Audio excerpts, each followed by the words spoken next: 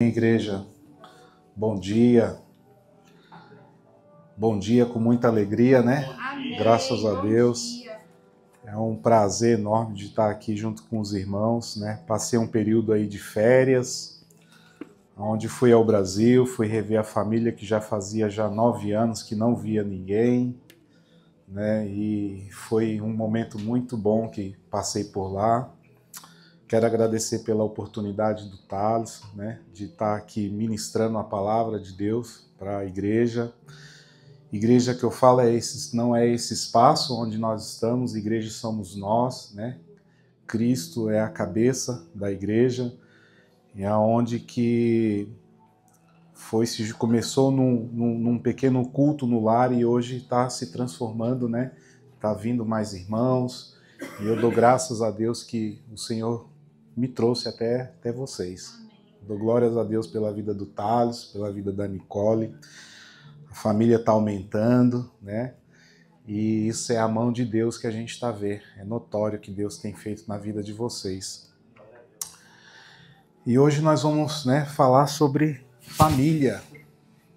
É um pouco, né, se eu ficar aqui nervoso, ou então se falar alguma heresia, pode dar um chute na canela aí.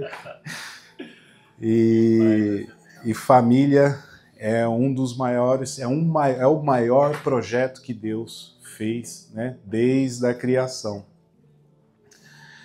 E eu passei a semana meditando, meu Deus, o que eu vou falar, né? Quando o Thales lançou o desafio de trazer a mensagem para a igreja, e quando ele falou, eu já falei, eu não tenho que falar outra coisa a não ser família, né? Mas é um peso de trazer uma palavra para a igreja, porque eu não falo como um peso, né? Mas é o peso da responsabilidade, o que eu vou ministrar para os irmãos, o que eu vou falar.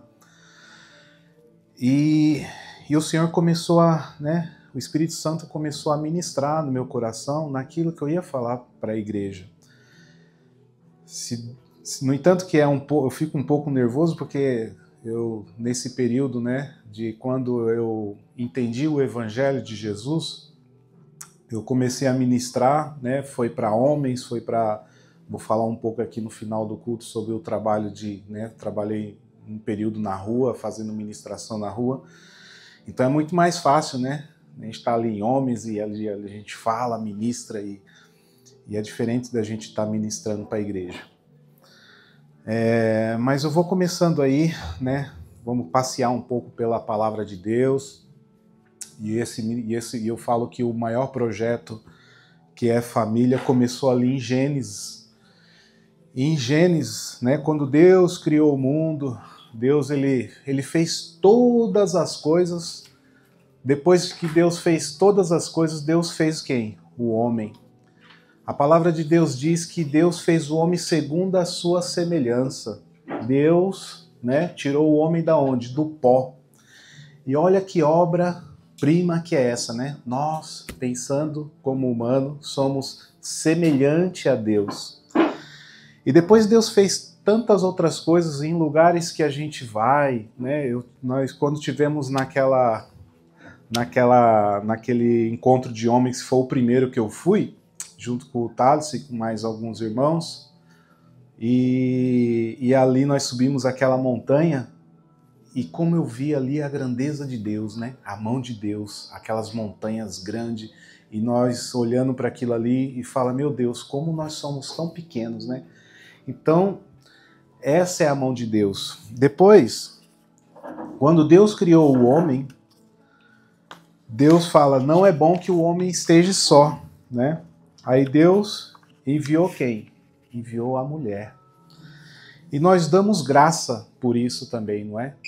Porque o homem e a mulher é um conjunto na onde que depois eu quero que, por gentileza, se puder, irmão, colocar em Gênesis capítulo 2, 21 e 24.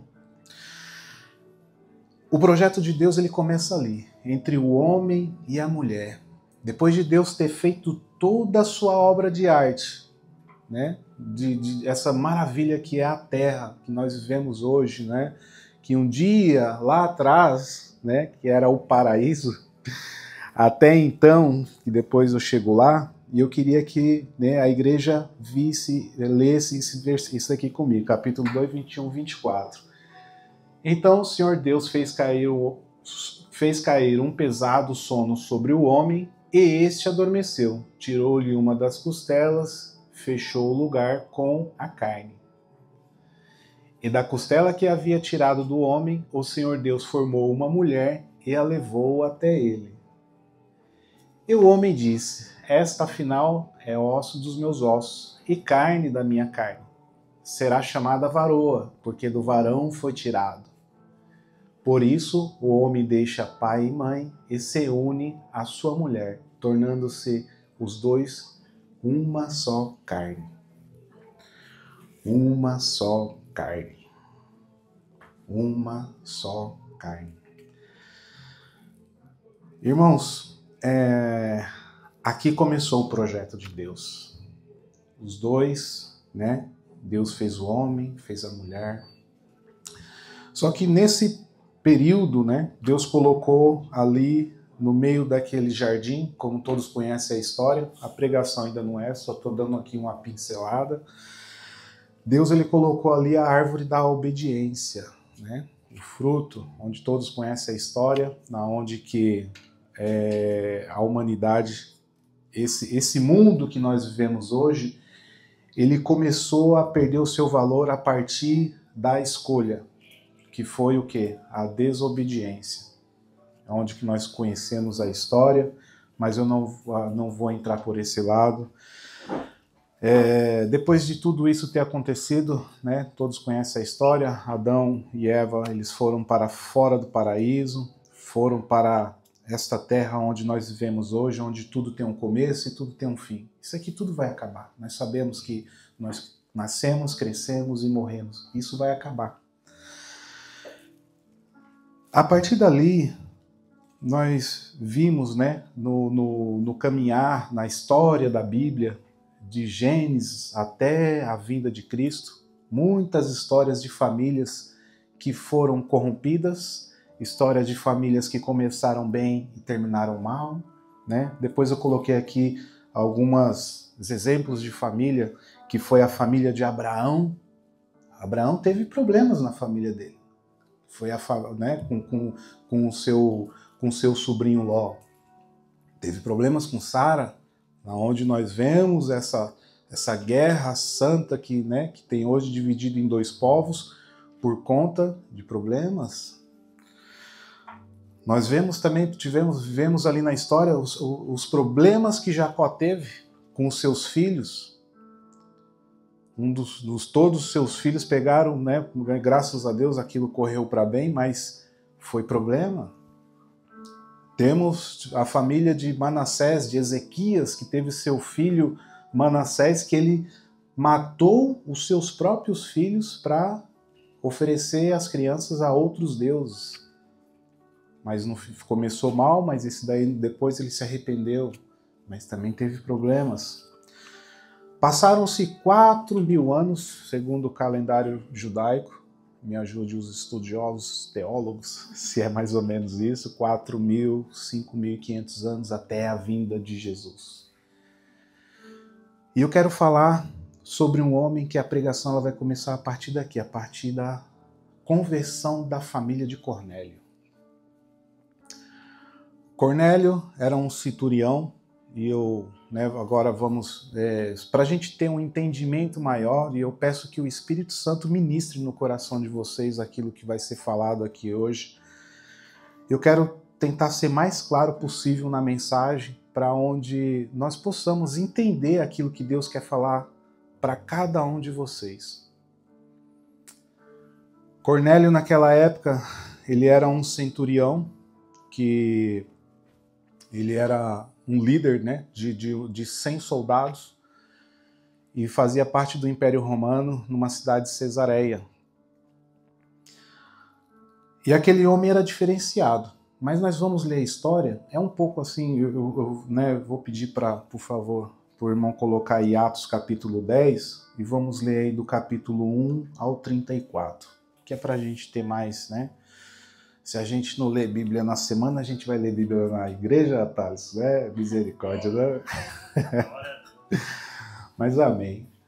Em Cesareia morava um homem chamado Cornélio, que era centurião de uma companhia do exército chamada Italiana.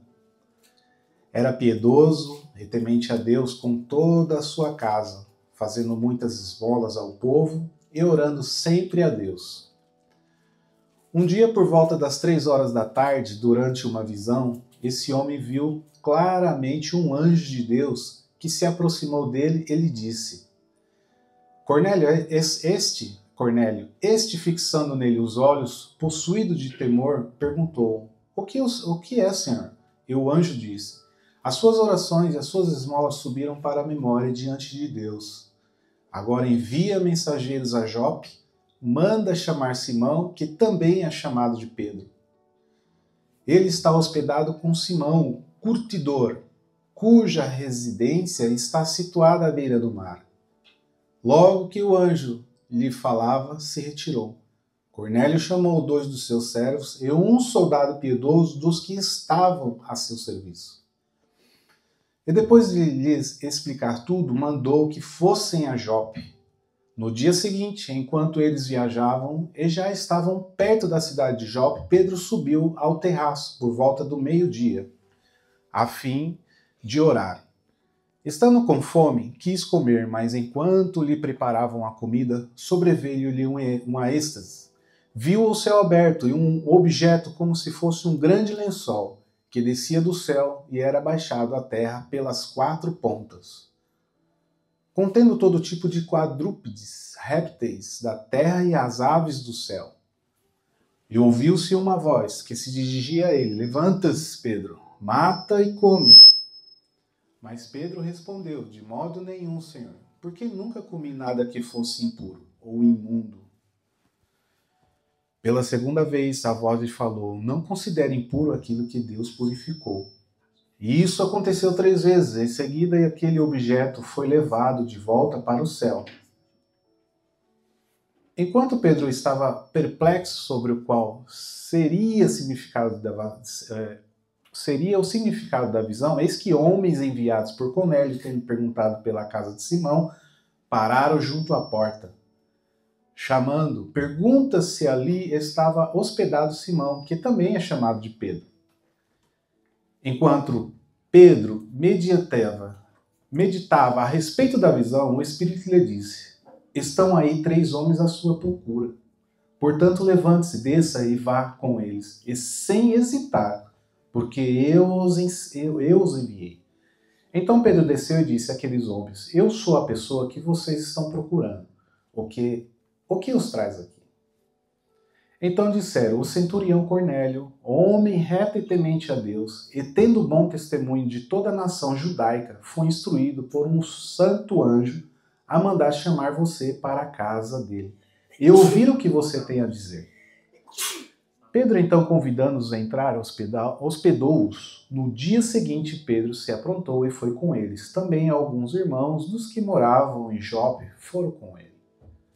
No dia seguinte, Pedro chegou a Cesareia. Cornélio estava esperando por eles, tendo reunido os seus parentes e os seus amigos mais íntimos. Quando Pedro estava por entrar, Cornélio foi ao seu encontro e, prostrando-se aos seus pés dele, o adorou. Mas Pedro o levantou, dizendo: Levante-se, porque eu também sou apenas um homem. Falando com ele, Pedro entrou, encontrando muitos reunidos ali, a quem se dirigiu dizendo: Vocês bem sabem que um judeu está proibido de se juntar a um gentil ou de entrar na casa dele, mas Deus me mostrou que não devo considerar ninguém impuro ou imundo. Por isso, uma vez chamado, vim sem vacilar, e agora pergunto: por que motivo vocês mandam me chamar? Cornélio respondeu: Faz hoje 4 dias que mais ou menos por esta hora, às 3 da tarde, eu estava orando em minha casa. De repente se apresentou diante de mim um homem vestido com roupas resplandecentes, que disse: Cornélio, a sua oração foi ouvida e as suas esmolas foram lembradas na presença de Deus. Envio, pois, alguém a Jope e manda chamar a Simão, que também é chamado Pedro, e ele está hospedado na casa de Simão, curtidor.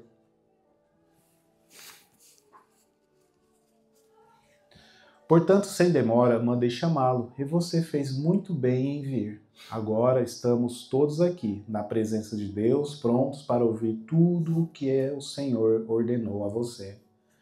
Então Pedro começou a falar, ele disse: reconheço por verdade que Deus não trata as pessoas com piedade. Ô, irmão, agora só coloca a partir do 44, só para a gente finalizar essa leitura, tá? Do 44 ao 48. Enquanto Pedro falava essas palavras, o Espírito Santo caiu sobre todos os que ouviam a mensagem, e os fiéis que eram da circuncisão, que tinham vindo com Pedro, admiraram-se, porque também sobre os gentios foi derramado o dom do Espírito Santo. Pois eles ouviam falando em línguas e engrandecendo a Deus. Então Pedro disse: será que alguém poderia recusar a água e impedir que sejam batizados estes que, assim como nós, receberam o Espírito Santo? E ordenou que fossem batizados em nome de Jesus Cristo. Então lhe pediram que permanecesse com eles por alguns dias. É até aqui. Queria só fazer uma breve oração. Pai, obrigado, Pai, pela Tua palavra. Que o Senhor fale conosco, Pai, nesta manhã, Senhor. Que o Senhor venha me diminuir, Pai, e venha crescer, Senhor, dentro de mim.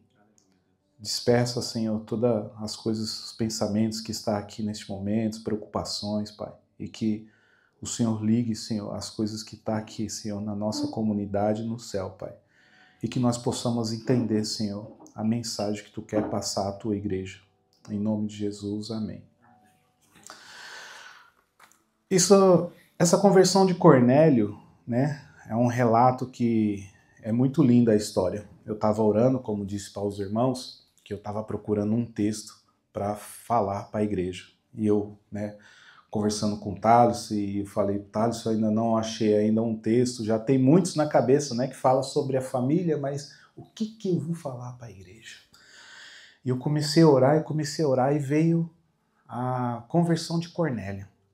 E eu comecei a ler, né, a história de Cornélio, e o Espírito Santo ali começou a ministrar ali.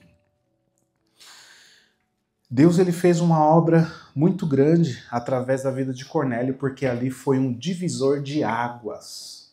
Porque naquela época o evangelho era pregado somente para os judeus. E mesmo os discípulos, eles ainda não tinham entendido qual era o verdadeiro evangelho.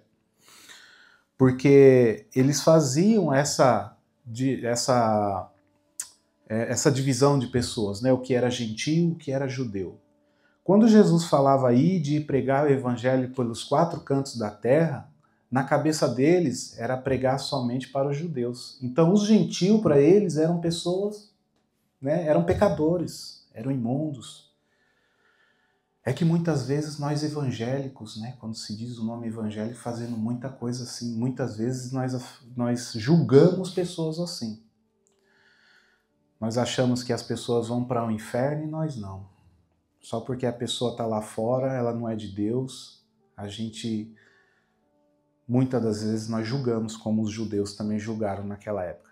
Os mesmos problemas que existiam naquela época, é os mesmos problemas que existem hoje também, dentro da igreja. Mas Deus, ele é compassivo, Deus é sabedoria, e Deus ele quer que a salvação venha para todos. E Deus ele começou a tratar desde Pedro. Quando Pedro... Olha como que foi o trabalhar de Deus, né? Aqui em Atos, no capítulo 10, versículo 15, quando Deus ele começou a trabalhar para fazer essa divisão de águas, né, onde que o judeu ele tinha que aceitar o gentio como pessoas que poderiam também aceitar a Cristo, e Deus mostrou naquela visão onde que desceu o lençol e Pedro viu aquilo ali, né? E na hora que Pedro viu, como poderia eu comer aquilo? E o Senhor falou para ele o quê? Falou, não julgue aquilo que eu abençoei, né? Em outras palavras, aqui estou falando nas palavras de Ricardo. Naquela época, quando foi, né? Se você ler os capítulos anteriores, no capítulo 9 de Atos, estava acontecendo muitas coisas na igreja. Ali no capítulo 9 fala sobre a conversão de Saulo, fala sobre quando Pedro ele curou Enéas, fala sobre a ressurreição de Dorcas. Então, a mensagem ela foi se espalhando. E com certeza Cornélio sabia dessas coisas. Cornélio ele era um homem pagão. No entanto, ele cria no Deus dos judeus. Porque aqui na palavra fala que ele orava, ele dava esmolas, ele fazia todas as práticas de um judeu. Mas ele não era salvo. Ele não tinha Cristo ainda. Mas era um homem temente a Deus. E Deus, ele viu aquilo que estava no coração de Cornélio. Aí como assim, né? Que nem nós estamos hoje na igreja, e nós evangélicos às vezes nós falamos, né? Que Deus ele só está aqui na nossa igreja. Deus ele só fala com o cristão que está dentro da igreja. Deus não fala com as pessoas que estão lá fora. E por que Deus fez isso com Cornélio? Deus enviou um anjo a Cornélio. Deus falou com Cornélio claramente. E quando Deus começou a tratar esse assunto para o evangelho de Jesus alcançar a todos, começou por Pedro. Primeiro vem essa visão que Deus colocou para Pedro, dos sinais dos animais. Depois a forma que aconteceu as coisas, até Deus mandar homens, né, de ter esse encontro de Pedro com Cornélio, até a casa na onde que Pedro foi ficar foi um sinal de Deus. Pedro, ele estava onde? Na casa de Simão. Quem era Simão? Simão era um curtidor. Não sei se vocês sabem o que é curtidor. Curtidor é um homem que mexe com couros. Aquilo é um fedor desgraçado. Desgraçado, né? É um cheiro horrível mesmo. Que é carniça pura aquilo ali. E Deus colocou Pedro naquela casa. Aí por que Pedro foi para aquela casa, né? Para o judeu, os animais, né, eles tinham muitos paradigmas, né, que coisas eram impuras, não podia tocar nisso, não podia tocar aquilo, mas Pedro foi parar na casa de Simão, aquele homem, o curtidor. E quando Deus falou com Cornélio, ele falou, manda, né, chamar Pedro na casa de Simão, o curtidor. Era uma forma fácil de achar. Quando Cornélio pegou os seus soldados e enviou até lá, estava lá, né? Chegou lá, olha, eu estou aqui na cidade, estou procurando um Pedro, Simão Curtidor. Ah, é fácil, né? Ah, Simão Curtidor é lá naquela casa fedida lá embaixo, lá. Então já sabia. Eles foram certos, não tinha como errar. Quando esses homens chegaram lá, Pedro ainda estava pensando depois desse sinal que Deus tinha colocado. Meu Deus, né? Mas como assim? Deus me desceu 3 vezes um lençol lá de cima, não estou entendendo nada. Mas antes de esses homens bater na porta, aí chegou a mensagem. Vai vir aqui homens à sua procura e vai te mandar para um lugar. Vai até com eles. Isso foi uma ordem de Deus. Depois de Deus ter preparado todo o cenário, ter esse encontro com Pedro e Cornélio, Pedro vai até a casa de Cornélio. Pedro sabia que Cornélio era um gentil. Para um judeu entrar na casa de um gentil era algo assim muito banal. Tipo assim, não se misturava, era igual água e óleo. E Deus já começou a quebrar, eu acredito que Deus começou a quebrar Pedro no meio a partir da casa onde ele estava. Pedro poderia estar na casa de muitas outras pessoas que estavam ali em volta, porque Pedro fez grandes sinais de maravilha naquele lugar.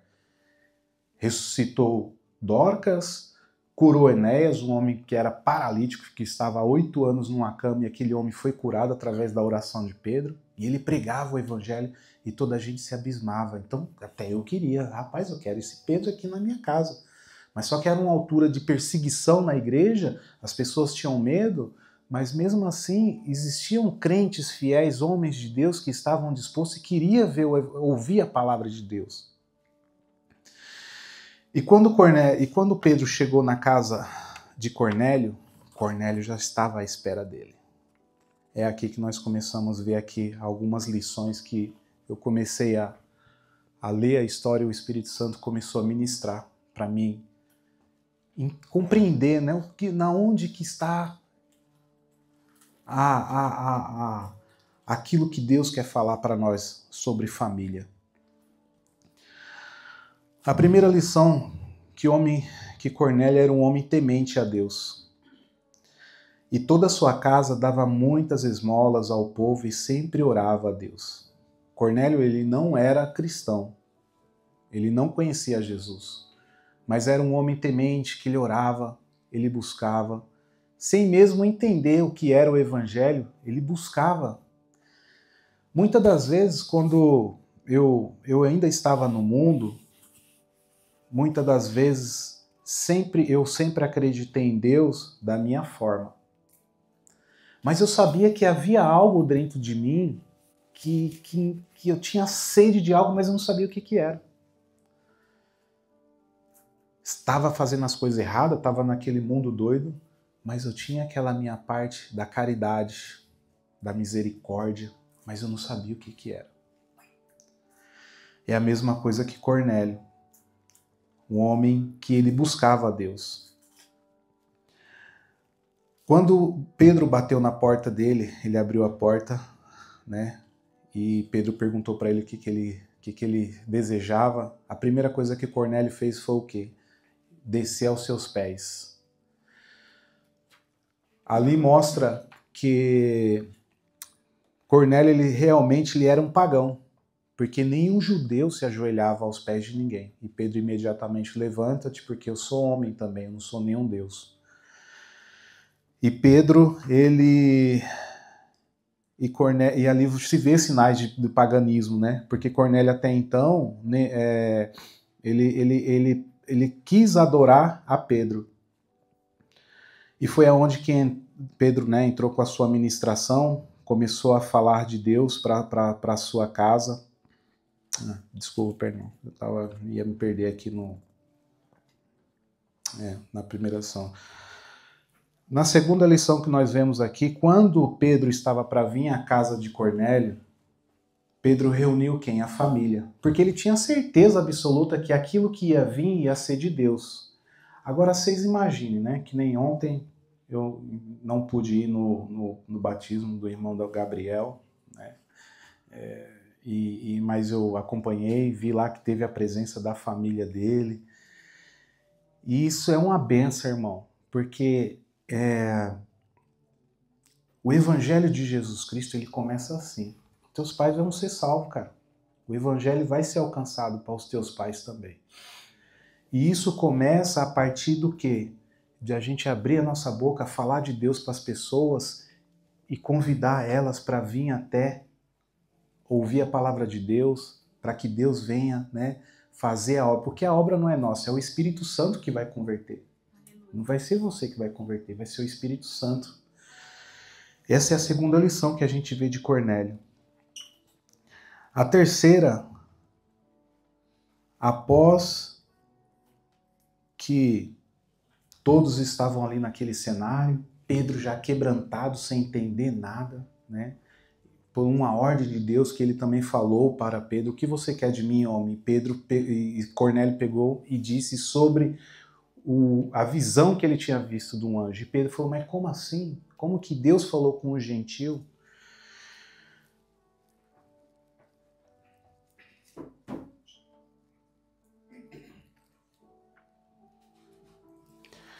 Irmão, nós não devemos olhar para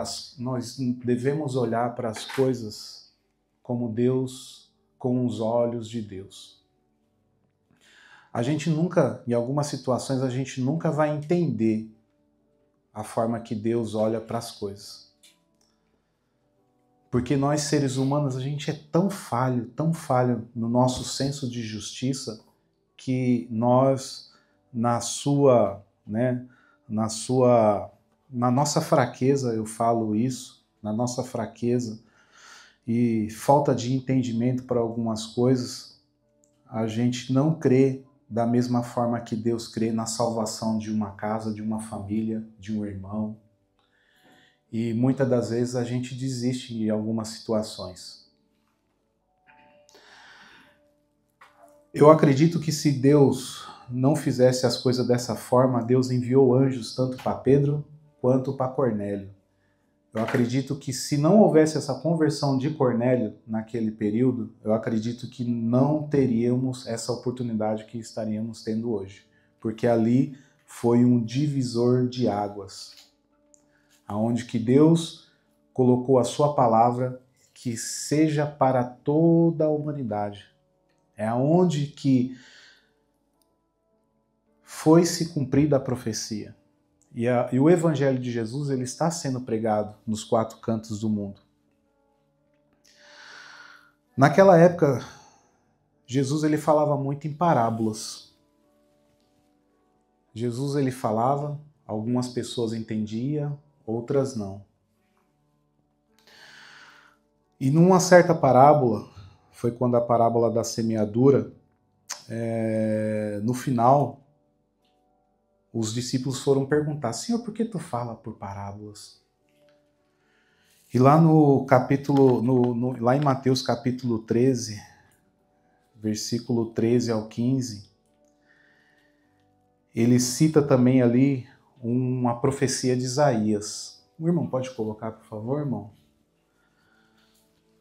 Por isso falo com eles por meio de parábolas, porque vendo não veem, ouvindo não ouvem, nem entendem.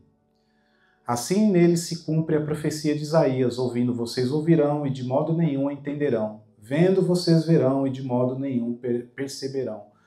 Porque o coração deste povo está endurecido, ouviram com ouvidos tapados e fecharam os olhos, para que não acontecer que vejam com os olhos, ouçam com os ouvidos, entendam com o coração e se convertam e sejam por mim curados. Acho que essa profecia é um de Isaías, né? E quando Jesus ele cita esse versículo, essas palavras nesse versículo, é uma palavra muito dura. Porque, irmãos, eu acho que não existe coisa pior da gente andar no pecado e a gente ter a esperança que Deus vai, né? A gente vai se consertar com Deus. Da gente acontecer uma coisa absurda com a gente, sei lá, qualquer coisa ruim que aconteça, e a gente tem a esperança que Deus ainda está conosco. Mas acho que essa é a pior das coisas, na onde que Deus não quer mais nós por conta do nosso coração duro, por conta do nosso eu-achismo, por conta da nossa justiça própria. Eu acho que essa é a pior parte. Quando, no decorrer, né, eu aceitei Jesus mais ou menos há uns 23 anos atrás, sem entender aonde eu estava entrando, mas eu sabia que era algo, essa sede que nem eu falei do começo né, daqui para vocês, essa sede que eu tinha de querer algo, mas eu não sabia que era, foi na minha conversão. Mas a minha conversão ela foi por processo. Eu não tive uma conversão instantânea como eu vejo em muitos irmãos em Cristo, como aconteceu com a conversão do apóstolo Paulo, né, que era Saulo, virou Paulo. Então foi por processo. E eu sofri muito, irmãos. Sofri muito com isso. Porque eu estava dentro da igreja, mas não era convertido, era convencido. Praticava ainda algumas iniquidades, mas eu estava dentro da igreja. Aquilo me incomodava, eu praticava e depois me arrependia. Praticava, me arrependia. Mas conforme foi passando o tempo, Deus começou a trabalhar, né? Quando chegou um período da minha vida, nessas idas e vindas de igreja, eu estava em Portugal, retornei para o Brasil. Eu cheguei ao abismo ali mesmo, aonde que Deus não deixou mais escolha para mim. Ou você salva a sua casa, a sua família, ou vende a sua alma para Satanás, que ela será entregue e ele cuida de ti. Perdi tudo o que eu tinha, deixei tudo para trás para salvar a minha família. Recomecei a minha vida em Portugal, ali começou um processo de cura, de arrependimento, de largar as velhas práticas. E Deus começou a trabalhar em cima de mim. E eu sentia que a mão de Deus estava acima de mim. E eu não podia negar aquilo que estava acontecendo na minha vida naquele período. Porque eu sabia que era o trabalhar de Deus para me fazer uma pessoa melhor. Eu sabia que... E aquele processo ia passar. Eu tinha certeza no meu coração que aquele processo ia passar. Depois de algum tempo, algum período, eu fui buscar, né? Depois quando a gente passa por esse processo de cura, a gente tem um entendimento que Deus te perdoou, que todos os meus pecados foi jogado no vale do esquecimento, porque eu tinha certeza no meu coração que Deus tinha me perdoado. Que essa palavra de Mateus 13, que eu falei aqui agora, do 13 ao 15, ela já não se enquadrava mais a mim. Porque eu não estava mais no meu senso de justiça e eu não queria perder mais tempo. E Deus virou uma chave na minha cabeça. Deus me deu essa visão. Deus me deu essa visão do Evangelho. Eu entendi o Evangelho de Jesus Cristo na minha vida. Eu entendi, como fala lá em Gênesis, entre eu e a minha esposa, de uma só carne, a família. E eu comecei a trabalhar em cima disso aí, no maior projeto que Deus tinha colocado na minha mão. Glória a Deus. E eu não podia perder. E quase ele escorreu pelas minhas mãos, meus irmãos. Irmãos, hoje nós estamos aqui num culto de domingo. A palavra é essa. Eu não sei o que está no seu coração, irmão. Eu não sei as coisas que vocês passaram. Mas existe um começo. Se você está com sua família, se você não está com a sua família, existe um começo para toda a sua vida. Deus, ele está sempre falando. A gente está buscando, a gente está ouvindo. E Deus, ele está sempre dando a oportunidade. Nessa viagem que eu fui ao Brasil, foi uma benção. Eu estava muito apreensivo, né? E eu compartilho muita coisa com o Thales. Eu tive um período obscuro da minha vida no passado, que existe algumas gavetas da minha vida que eu fechei-as e eu não quero abrir nunca mais essas gavetas. Elas estão fechadas ali. A não ser que o Espírito Santo fale assim, Ricardo, mas tem que ser muito claro mesmo para mim abrir essas gavetas. E eu tinha muito temor de voltar ao Brasil por conta desse passado obscuro. E, no entanto, chegou uma hora que apertou para mim. Você tem que ir lá. Eu tive que ir lá resolver coisas. Eu tive que ir lá resolver muitas situações, né? Questão da minha família, questão de outras coisas financeiras lá que tinha que se mexer e tal. E eu compartilhando com o Thales, né? E Thales, cara, Deus está no controle. E eu comecei, né, a deixar que Deus esteja no controle, que foi, né, o primeiro louvor que nós ouvimos aqui hoje, né? Deixa o trabalhar de Deus na tua vida. É difícil a gente deixar o trabalhar de Deus na nossa vida, né, irmãos? Às vezes nós queremos fazer isso com as nossas próprias mãos, mas nós não temos força, irmãos. Porque o difícil é você confiar. E eu estava tão apreensivo e orando, e eu acredito os irmãos aí também orando, e aquela coisa. E foi tão... Deus falou tão grande na nossa família lá, que assim, eu fiquei tão feliz, porque a viagem correu tudo muito bem, né? Voltamos, até pelo desvio das malas, graças a Deus, deu certo. Nem um desvio de mala, nada se quebrou. Então Deus estava do começo ao fim. E eu quero testemunhar aqui de duas coisas, né, que foi nessa viagem. E eu vi, né, que ao reencontrar lá os nossos irmãos em Cristo, eu fui fazer uma visita numa igreja, que era uma igreja de uma comunidade que eu morava, né, e era a rua do tráfico de drogas ali, né? E a igreja era justamente, nos dias de hoje, está justamente nessa rua. E quando eu cheguei lá para fazer a visita nessa igreja, eu fiquei muito feliz porque o pastor era um ex-macumbeiro, os irmãos que estavam lá, tinha lá que eram ex-ladrão, ex-traficante. Eu entrei chorando, irmãos.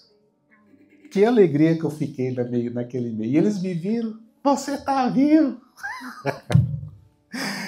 Ô desgrama, graças a Deus, Deus é bom na nossa vida.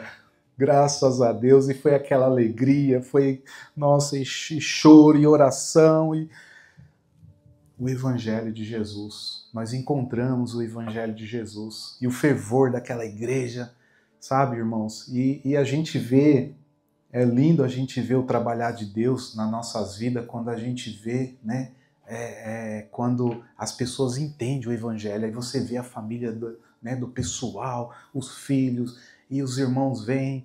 Aí vem um irmão que, né, ele também era meu Deus do céu, só pela misericórdia de Deus, era um ladrão, né, bandido, mas coisa séria mesmo, irmão. O negócio era pesado, era feio mesmo, sabe? E eu cheguei, e aí, irmão, virou crente, rapaz. Aí nós ali conversando, ele relembrando de algumas coisas do passado junto comigo, e ele falou, rapaz, no dia do teu casamento foi ali que eu comecei a ver que eu precisava procurar Jesus. Eu falei, mas o que foi, rapaz? Rapaz, fui fazer um assalto num Habib's que tinha lá grande mesmo, né? Aquilo era muito movimentado.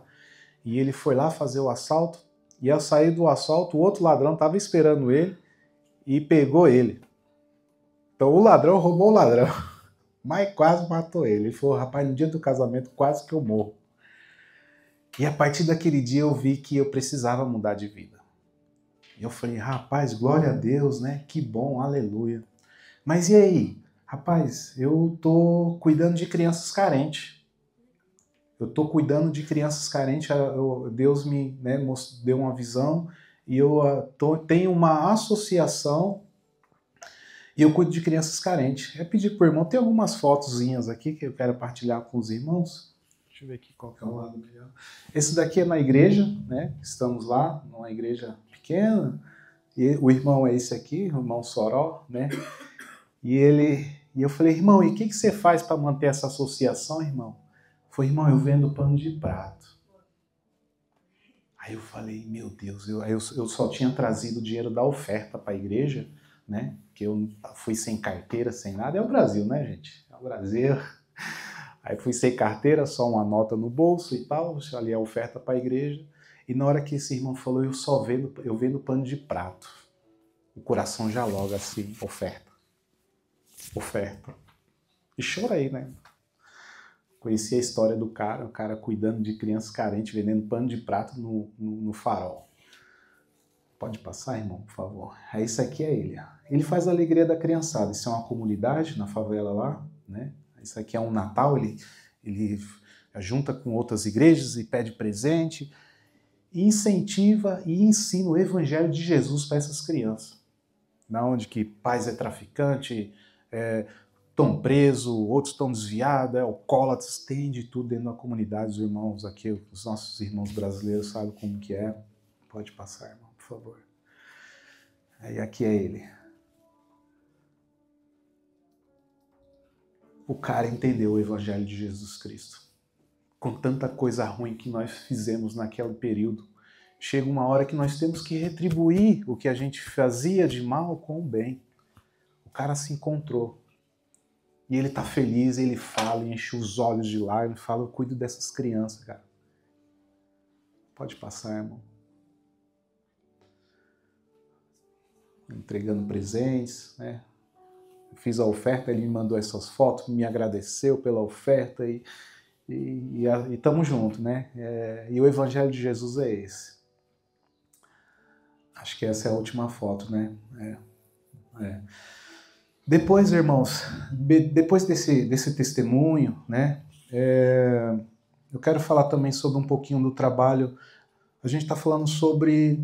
Eu estou falando aqui, irmãos, um trabalho que foi feito em conjunto família. Porque nada disso teria gerado se não houvesse a família. Qual é a igreja que nós estamos hoje procurando, né, montar a estrutura para o nosso futuro, para os nossos futuros filhos? O Evangelho de Jesus ele tem que continuar a ser propagado. Nesse período que eu estava em Portugal, orando, buscando, Senhor, eu quero retribuir os maus que eu fiz. Essas mãos, uns dias, que se sujaram de sangue, Senhor, eu quero trazer vida, Pai. Me mostra, Senhor, me dá uma direção. E Deus me colocou as pessoas que estão na rua, pessoas perdidas, toxicodependentes, e eu comecei um trabalho sozinho. Falei, Senhor, é isso. Colocava umas garrafinhas de água na mochilinha, minha Bíblia, chegava, sentava à beira de um morador de rua, e aí, tudo bem? Como é que você tá? Quer conversar um pouquinho comigo? E eles são carentes, claro que eles querem. E conversávamos ali. E falava de Jesus para eles. E parava para ouvir a história deles. Irmãos, nas ruas tem médicos. Nas ruas tem pessoas com poder aquisitíssimo altíssimo. Pessoas inteligentes. Pessoas que falam 4, 5 idiomas. Talentos perdidos, enterrados no lixo. E Deus não está à espera que envie um anjo como mandou para Pedro nem Cornélio. Somos nós que temos que ir lá no lixo buscar esse povo. Pode passar, irmão, acho que é o vídeo. Vou passar aqui um pequeno videozinho aqui, acho que é o vídeo que tá. Começou com um, depois, né? Só aqui. No dia 24 de janeiro, o ano passado, junto com alguns irmãos, nasceu um ministério, né? Falei com o pastor e outras pessoas abraçaram a ideia. Ricardo, você não está nessa luta sozinho, eu também vou. Depois outros, eu também vou. Nisso aí eu chamei a igreja, né? Mostrei o projeto para a igreja, veio junto advogados, veio junto comigo psicólogos, veio junto comigo pessoas que trabalhavam dentro das câmeras da cidade do Porto, e o trabalho começou e foi fluindo. E ele foi fluindo. Isso é um pequeno videozinho.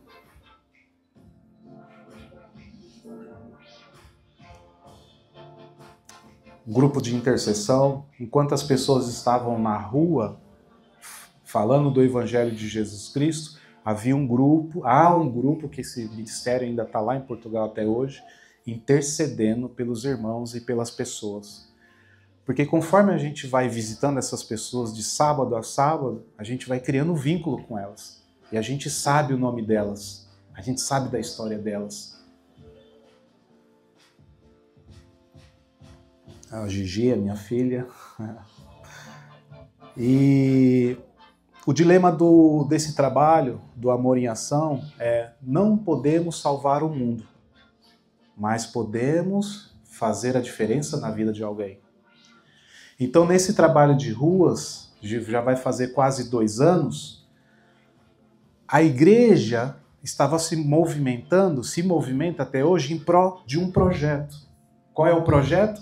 Salvar as famílias perdidas.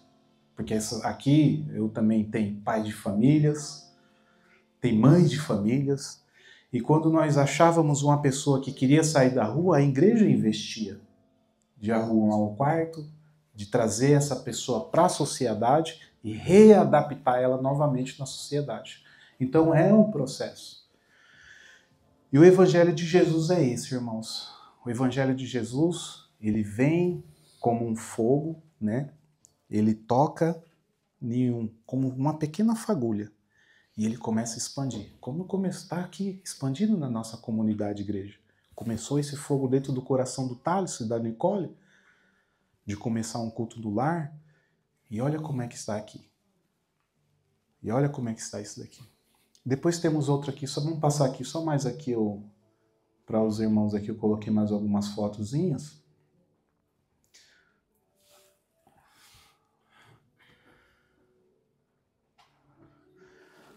Eu trazia a família para fazer parte do ministério, né? Essa é a minha filha Gigi, 9 anos, que daqui mais uns 15 dias, 20 dias estará no nosso meio, em nome de Jesus.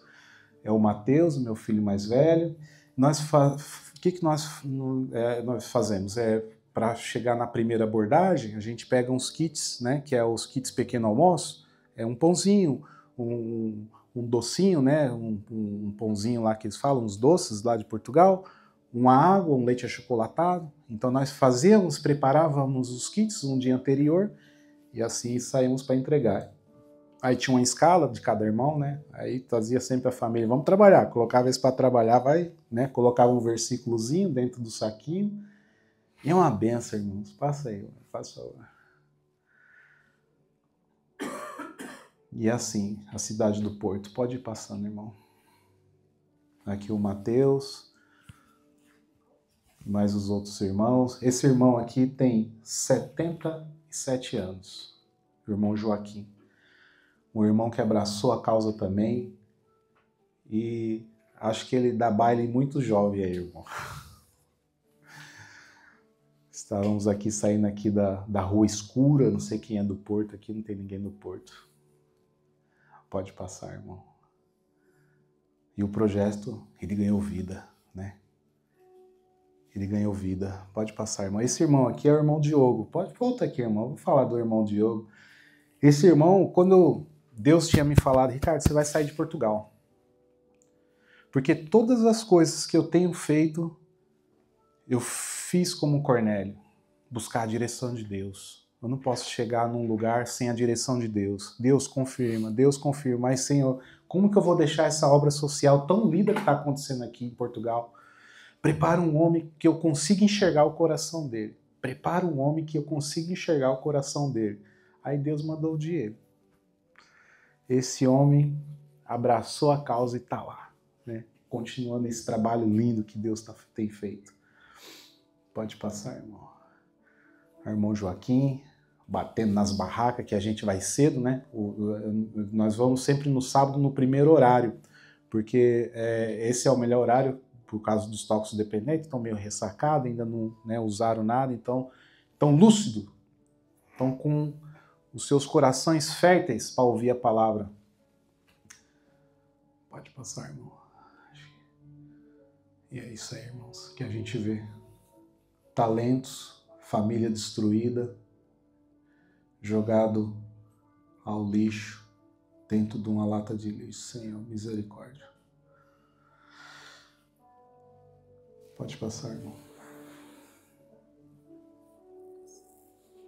Pode passar.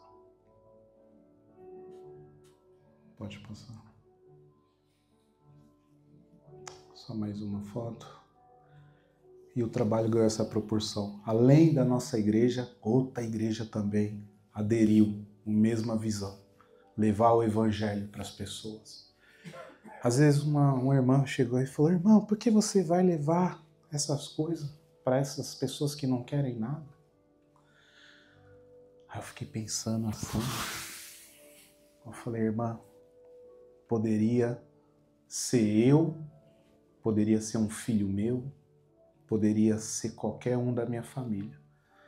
E eu faço isso para mim não ir para aquela vida. Porque acho que a maior tristeza de um pai é você perder os seus filhos para as drogas. E esse trabalho acendeu no coração dessas pessoas, e essas pessoas, o Porto está assim. Todos os sábados tem pessoas indo levar o Evangelho de Jesus para essas pessoas que estão na rua.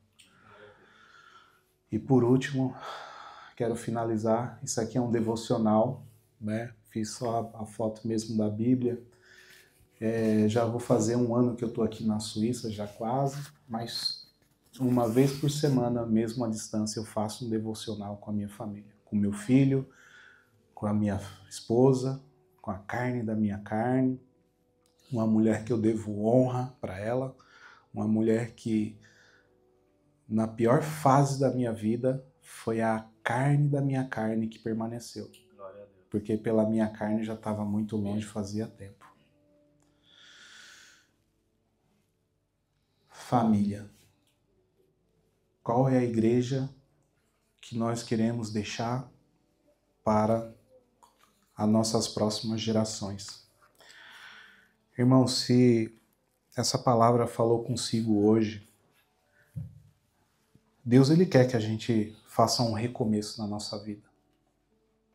Deus ele quer que a gente deixe as velhas coisas para trás para se tudo fazer novo.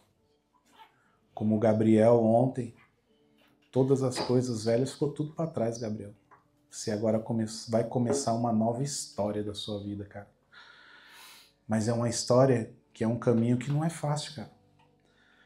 Porque muitas das vezes a força da carne, algumas vezes ela vence. Porque nós não temos força. É por isso que nós temos que ser como sentinelas, estar vigiando. É uma responsabilidade muito grande que nós homens temos. É por isso que no ministério de homens, muitas das vezes a gente tem que bater com força mesmo. A gente bate com força mesmo na palavra para homens. Porque tudo o que aconteceu, desde Adão até aqui, a responsabilidade é nossa. Nós temos que ser o sacerdote da casa. Temos que ser coluna. Nós temos que dar direção para a nossa casa. Porque é a partir daí que nós vamos fazer filhos fortes também. Estou treinando o meu filho para ser um sacerdote de um lar através da minha vida. Não só nas palavras, mas o meu filho também vê as minhas ações. A minha filha também. Eu e a minha esposa estamos pregando isso para os nossos filhos. Então é da mesma forma que nós esperamos, né? Eu sempre oro pela esposa do meu filho e eu sei que vai ser conforme a vontade de Deus. Mas nós quer sempre que o filho, ele se dê bem, né? Que seja feliz, que ache uma pessoa, que... É isso que nós pedimos a Deus. Então, irmãos, que o Espírito Santo fale nos vossos corações, que vocês meditem nessa palavra. Recomeçar. Recomeçar. Eu não queria me estender muito, porque eu acho que não tem muitas palavras, né? Nós já estamos aqui já há algum tempo como cristão, acredito, os nossos irmãos aqui, uns, né, se converteu agora, outros já são convertidos há algum tempo, outros ainda não se batizaram por ainda não ter a sua ainda posição de querer, né, entrar nessa nova vida com Cristo. É um desafio, mas eu não vejo mais escolha. Servir a Deus não é mais escolha. Servir a Deus é dizer sim para Ele. Porque quando a gente fala que servir é ter escolha, é igual você estar numa aeronave, aí a aeromoça fala, você quer jantar? Sim. Mas o que tem? Não, estou perguntando se você quer comer. O que você quer comer? Estou perguntando se você quer jantar ou não. A minha esposa sempre usa essa palavra. Quem é escolhido não tem escolha. Realmente nós não temos escolha. Nós não temos escolha, irmão. É só dizer o sim de Deus. Nós louvamos isso aqui agora, no começo. Foi o primeiro louvor. Trabalhar, deixa Deus trabalhar do jeito dele. Será que tudo que a gente canta é o que a gente faz? Eu queria chamar a irmã Nicole, se possível. A gente está orando aqui. E que vocês elevem essa palavra, comece a meditar, de recomeçar de novo. Deus ele está dando a oportunidade. Deus ele vai dar a oportunidade. Até quando eu não sei. Até quando eu não sei. Deus ele quer que a sua igreja se converta. Como a igreja, como a família de Cornélio. Aquela família era pagã. Eles acreditavam em Deus, eles não eram salvos. Mas quando veio um homem de Deus e falou da palavra, a palavra fala que o Espírito Santo desceu no gentil. Os homens de Deus que estavam ali, eles ficaram abismados. Como assim? O Espírito Santo desceu no gentil? Deus é para todos, meus irmãos. E Ele está te chamando hoje. Amém, irmão? Obrigado. Que Deus abençoe. Amém, irmão? Amém.